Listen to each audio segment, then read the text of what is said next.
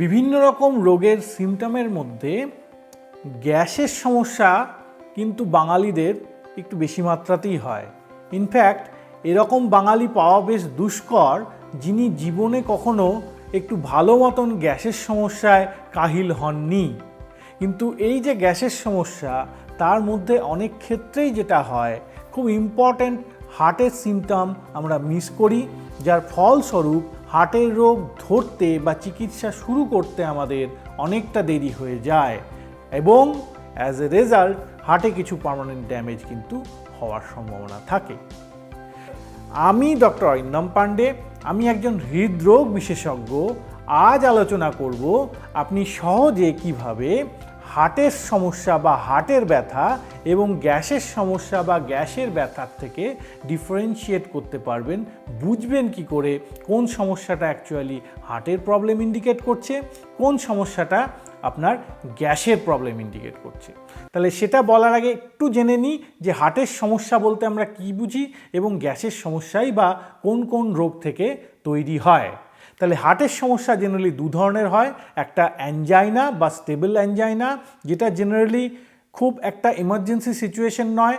এক্ষেত্রে জেনারেলি হাঁটা চলা করলে বা কোনো একটু জোরে কাজকর্ম করলে আপনার বুকের মধ্যে কিছু ডিসকমফোর্ট হয় এবং আপনি সেটা বন্ধ করে দিলে আস্তে আস্তে জিনিসটা চলে যায়। আর এরই একটা এক্সট্রিম ম্যানিফেস্টেশন হচ্ছে হার্ট অ্যাটাক, যেখানে আপনার হার্টের আর্টারিটা 100% বন্ধ হয়ে যায়। যে ডিসকমফোর্ট আপনার বুকে ব্যথা, সেটা আপনার রেস্টে শুরু হয় এবং সহজে সারতে চায় না, অনেকক্ষণ থেকে যায়। জেনারেলি এগুলো এমার্জেন্সি। বিভিন্ন এই রোগের মধ্যে অ্যাকিউট করোনারি সিনড্রোম, যার এক্সট্রিম ম্যানিফেস্টেশন হচ্ছে হার্ট অ্যাটাক, এগুলো হলে পরে আপনাকে অবশ্যই হসপিটালে যেতে হবে এবং চিকিৎসা শুরু করতে হবে। এগুলো গেল হার্টের সমস্যা। তাহলে গ্যাসের সমস্যা তৈরি করে জেনারেলি কোন কোন রোগ? জেনারেলি খানপাচে গ্রুপ অফ রোগ আছে বা ডিজিজ আছে যেগুলো থেকে গ্যাসের সমস্যার উদ্রেক হয়। প্রথম হচ্ছে GERD বা গ্যাস্ট্রোইসোফেজিয়াল রিফ্লাক্স ডিসঅর্ডার। কি হয় এটাতে? আমরা জানি আমাদের খাদ্যনালীতে স্টামাকের মধ্যে অ্যাসিড থাকে এবং এর ঠিক ওপরের পার্টটা খাদ্যনালীর ইসোফেগাস বলে আমরা জানি।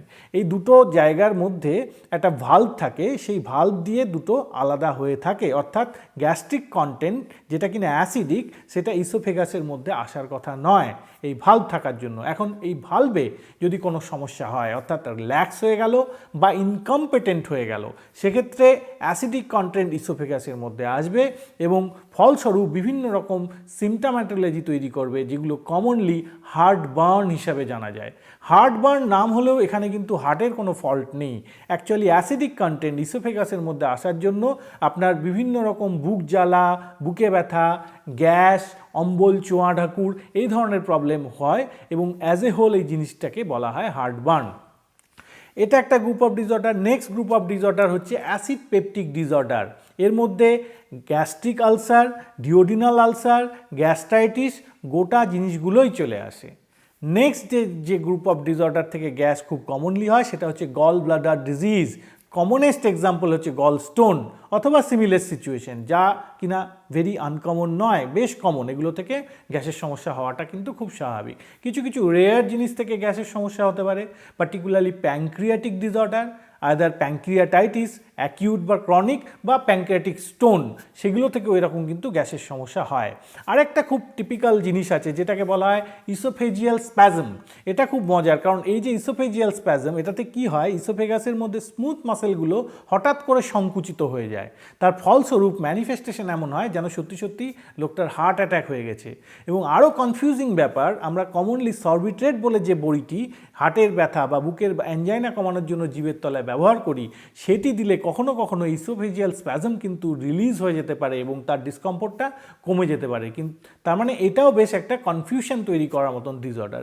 জেনারেলি এগুলো কমন এক্সাম্পল যেগুলো থেকে গ্যাসের সমস্যা বা গ্যাস হওয়ার চান্সেস থাকে। তাহলে এবার আমরা আসি যে কিভাবে আমরা ডিফারেন্সিয়েট করব যে হার্টের ব্যথা না গ্যাসের ব্যথা। এ ব্যাপারে আমি মোটামুটি 5টি ব্রড হেডিংয়ে একটু ছোট ছোট কিছু জিনিস বলে দেব, যেগুলো যদি আপনি মাথায় রাখতে পারেন তাহলে কিন্তু ডিফারেন্সিয়েট করাটা খুব আনইজি হবে না। তাহলে প্রথম যেটা বলবো যে লোকেশন অফ পেনটা কোথায় আছে। জেনারেলি আমাদের হার্টের যদি ব্যথা হয় সেটা সেন্ট্রাল চেস্ট পেন হয়। আমরা জানি আমাদের হার্টটা একটু আমাদের চেস্ট ওয়ালে বাঁ দিক ঘেঁষে থাকে। আমাদের কমন আইডিয়া কি, যে হার্টের ব্যথা জেনারেলি বাঁ দিকে হয়, কিন্তু ইন প্র্যাকটিস বা প্র্যাকটিক্যালি এটা কিন্তু বাঁ দিকে হয় না। আমাদের টিপিক্যালি আমরা বলি যে সেন্ট্রালি লোকেটেড চেস্ট পেন, সেটা হার্টের থেকে হওয়ার সম্ভাবনা বেশি। হোয়ারঅ্যাজ যদি আপনার গ্যাস্ট্রিক অরিজিন হয় বা গ্যাসের সমস্যা হয়, জেনারেলি আপার অ্যাবডোমেনে হওয়ার সম্ভাবনাটা একটু বেশি, অথবা অ্যাটিপিক্যাল লোকেশনে যদি হয়, ডান দিকে হচ্ছে বেশি, বাঁ দিকে এক্সট্রিম বাঁ দিকে হচ্ছে, সেগুলোও কিন্তু নন কার্ডিয়াক চেস্ট পেন বেশি ইন্ডিকেট করে। তাহলে localisation is very important. Next হচ্ছে রেডিয়েশন। যেখানে ব্যথাটা হচ্ছে সেখান থেকে কোথাও কি ছড়িয়ে পড়ছে, পার্টিকুলারলি যদি হার্টের ব্যথা হয়, অনেক সময় দেখা যায় যে থুতনি বা লোয়ার জ সেদিকে কিন্তু রেডিয়েট হয়, পিঠের দিকে রেডিয়েট হতে পারে। খুব ক্যারেক্টারিস্টিক্যালি যদি দেখা যায় যে হাতের ভেতরের দিকে অর্থাৎ ইনার আর্মের দিকে আপনার রেডিয়েশন হচ্ছে, সেটা কিন্তু হার্টের ব্যথা খুব সাজেস্টিভ। হোয়ারঅ্যাজ যদি গ্যাস্ট্রিক প্রবলেম হয় বা গ্যাসের ব্যথা হয়, সেক্ষেত্রে রেডিয়েশন খুব বেশি কিন্তু দেখা যায় না, জেনারেলি লোকালাইজড পেন হয়। থার্ড যে পয়েন্টটা আমি বলবো, যে ক্যারেক্টারটা কি, ব্যথাটার কীরকম ক্যারেক্টার হয়, সেটা দিয়ে কিন্তু খুব ইম্পর্টেন্ট ইনফরমেশন আপনারা পেতে পারবেন। যদি হার্টের ব্যথা হয় তাহলে কিন্তু টিপিক্যালি ব্যথা হয় না, আমরা বলি compressive feeling or squeezing feeling, centrally located compressive feeling or squeezing location, যেন কিছু একটা ভেতর থেকে আপনাকে ভীষণ চেপে ধরেছে, প্রচণ্ড জোরে চেপে ধরেছে, এই রকমটা কিন্তু হার্টের ক্ষেত্রে হয়। ওয়ারাজ টিপিক্যাল পেন যদি হয়, বিশেষ করে যদি শর্ট লাস্টিং, অল্প কিছুক্ষণ থাকছে আবার চলে যাচ্ছে, অথবা স্পার্কিং পেন, ফ্ল্যাশিং পেন, অথবা লোকালাইজড পেন, যদি আপনি আপনার ব্যথাটা লোকালাইজ করে দেখাতে পারেন, তাহলে কিন্তু সেটা হার্টের থেকে হওয়ার সম্ভাবনা খুব কম। এবং যে জায়গায় লোকালাইজ করছেন সেখানে যদি প্রেশার দিয়ে ব্যথাটা আপনার বেড়ে যায়, অর্থাৎ লোকাল টেন্ডারনেস যদি থাকে, সেটাও কিন্তু হার্টের ব্যথা না হওয়ার সম্ভাবনাই অনেক অনেক বেশি। এবং সেসব ক্ষেত্রে জেনারেলি এটা নন কার্ডিয়াক চেস্ট পেন বা গ্যাস্ট্রিক অরিজিন চেস্ট পেন হওয়ার সম্ভাবনা অনেকটাই বেশি বলে আমাদের দেখা যায়। নেক্সট যে পয়েন্ট, 4 নম্বর পয়েন্ট, যেটা আমি বলবো, যে যদি ব্যথাটার কোনো প্রেসিপিটেটিং অর রিলিভিং ফ্যাক্টর থাকে, কী ধরনের জিনিসে এটা বেশি হচ্ছে, কী ধরনের জিনিসে এটা রিলিভড হচ্ছে, তা দেখেও কিন্তু আমরা কার্ডিয়াক না গ্যাসের ব্যথা সেটা ডিফারেন্সিয়েট করতে পারি।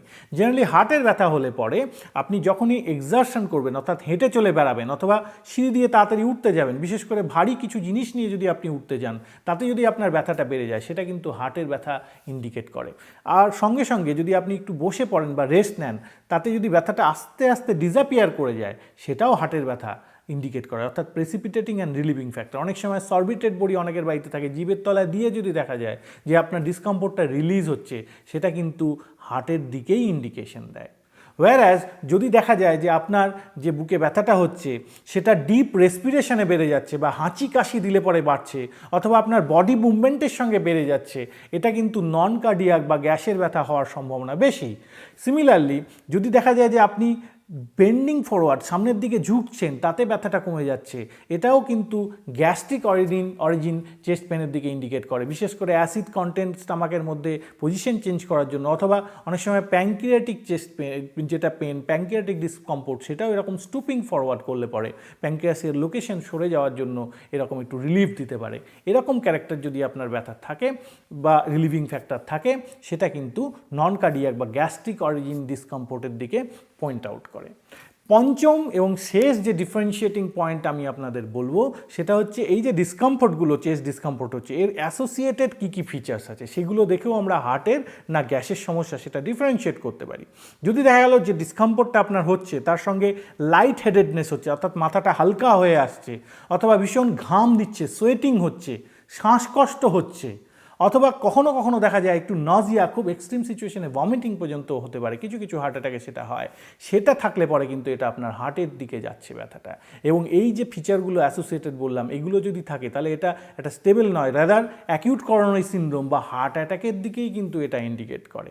হোয়ারঅ্যাজ যদি আপনার গ্যাসের থেকে হয় বা গ্যাস্ট্রিক কোনো ডিসঅর্ডারের জন্য হয়, তাহলে দেখা যায় যে এর সঙ্গে যদি আপনার ঢোক গিলতে বা খাবার খেতে ব্যথা হচ্ছে, অর্থাৎ অডাইনোফাজিয়া বা ডিসফেজিয়া থাকে, সেটা যদি থাকে, অথবা দেখা গেল যে সঙ্গে আপনার ভীষণ হেঁচকি হচ্ছে, অথবা বেলচিং অথবা ঢেঁকুর, যেটা আমরা বলি ঢেঁকুর, চোয়া ঢেঁকুর, সেটা যদি হয়, অথবা ঢেঁকুরের সঙ্গে আপনার কিছু কন্টেন্ট মুখের মধ্যে এলো, সেটা বেশ অ্যাসিডিক, এই ধরনের অ্যাসোসিয়েটেড জিনিস যদি থাকে, তাহলে সেটা নন কার্ডিয়াক বা গ্যাস্ট্রিক অরিজিন পেন বা গ্যাসের ব্যথার দিকে বেশি ইন্ডিকেট করে।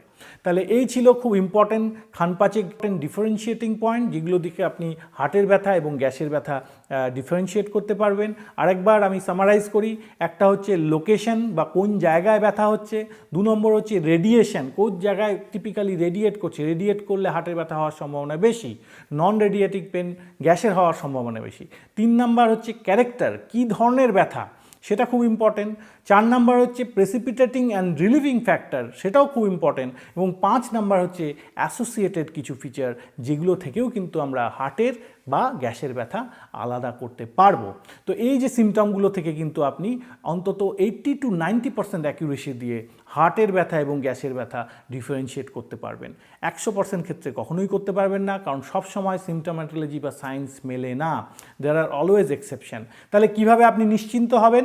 যদি আপনার মনে হয় সত্যি সত্যি হার্টের দিকেই পয়েন্ট আউট করছে, অথবা আপনি ডুভিয়াস, আপনি বুঝতে পারছেন না কোন দিকে যাচ্ছে জিনিসটা, অবশ্যই আপনাকে নিয়ারেস্ট হসপিটালে যেতে হবে।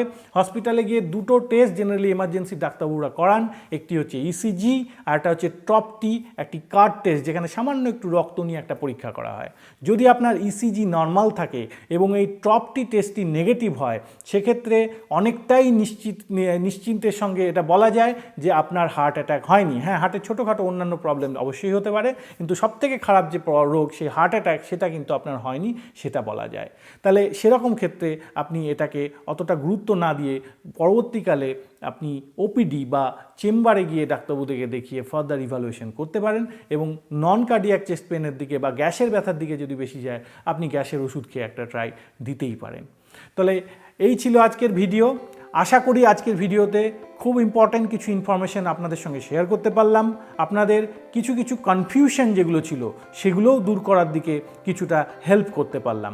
যদি ভিডিওটি ভালো লাগে, অবশ্যই শেয়ার করবেন আপনার বন্ধুবান্ধবদের সঙ্গে, এবং আমার চ্যানেলটি সাবস্ক্রাইব করতে ভুলবেন না। নমস্কার, সুস্থ থাকবেন, ভালো থাকবেন।